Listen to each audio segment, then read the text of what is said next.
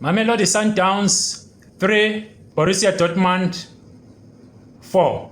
Mamelodi Sundowns were given a very, very cruel lesson in football.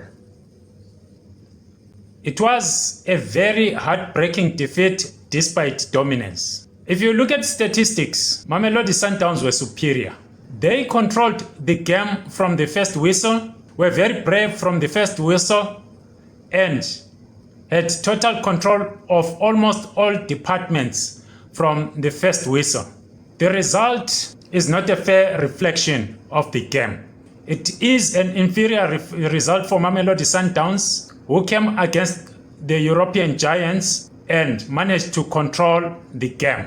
Today was football's harsh realities on display. It was a day where Mamelodi Sundowns will look back and say, we had total control of the game. Where did we go wrong? How did we miss this one? Looking at the statistics, Sundowns had 16 shots at goal and Dortmund had 8.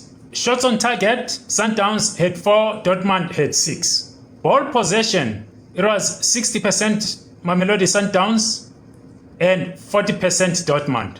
Passes, 582 for Sundowns and 386 for Dortmund. Pass accuracy, it was against Sundowns, who were superior with 87% compared to Dortmund's 81%. These statistics show how cruel the game of football is if you do not take your chances. Now, looking at all this superior ball possession, this superior total control of the game, where can we say Mamelodi Sundowns went wrong? Number one, the first goal was a blunder by the goalkeeper. They were very unlucky. Williams made a big blunder by passing to an opponent when Sundowns were building up. Sundowns were very confident in their build-ups, but when Williams got the ball, he did not lift his eyes and instead passed the ball to an opponent who calmly slotted it into the back of the net, and that was Felix in the 16th minute. So it was a blunder from the goalkeeper. Sundowns had also a lot of lapse in concentration at the back. The defense did not seem as organized as the rest of the team. In most occasions, they were found wanting and were found not picking up the players or not marking spaces in time. The build-ups had a lot of blunders, but most of the time they got it right. They were caught out of possession in most of the times in the back, and it was a self-inflicted downfall if you look at the game.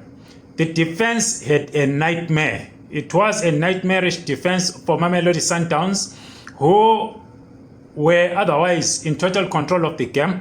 And I want to specifically point out Mudau's side of defense, because that is where a lot of costly mistakes came from as well.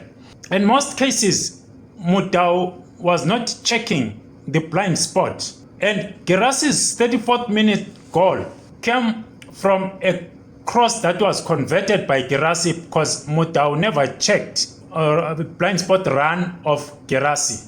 So there was one problem with Mudau. In most occasions, he was found not checking his blind spot. And that was costly for Mamelodi Sundowns, and it made the Sundowns defense look very lethargic. It was self-inflicted pain with a lot of hesitance from the defense, costly blunders and mistakes from the defense. When we look at Felix and Gerassi's goals, those were goals that came from mistakes, Sundowns mistakes. Mistakes that could have been avoided, mistakes that maybe the coach must work on. Well, the goalkeeper made a mistake there. It is sometimes common that in such big matches, goalkeepers are prone to make some mistakes. But it is unlike Williams making a mistake like it did today. But having said that mistake was not the only mistake of the game. And it was not the only problem in Mamelodi Sundowns defense. Job's 45th minute goal came because he was not tracked down. During the build up to the goal, Job was not tracked down. The defense folded back and Job was left with acres of spaces. When the ball was crossed and eventually parried back into play by the keeper, Job was not marked, and by the time they tried to mark him, he had already pulled the trigger. So that was another lapse in concentration in both Sundowns defense and the midfielders, because they were supposed to mark Job and they didn't do their job. So it was a bit of a problem at the back for Mamelodi Sundowns, who otherwise had quite a superior game, a game that I think they would look back and be proud of. Now, I want to look at the performance of Sundowns holistically. They were very dominant in possession, controlled the tempo of the game, seemed to be very calm, and had a lot of possession. They dictated the middle of the park, tactically disciplined in build-ups, even if they had a few mistakes, but they were very tactically disciplined, and they managed to keep the ball most of the time. They also had very slick ball movements, especially on their left winger.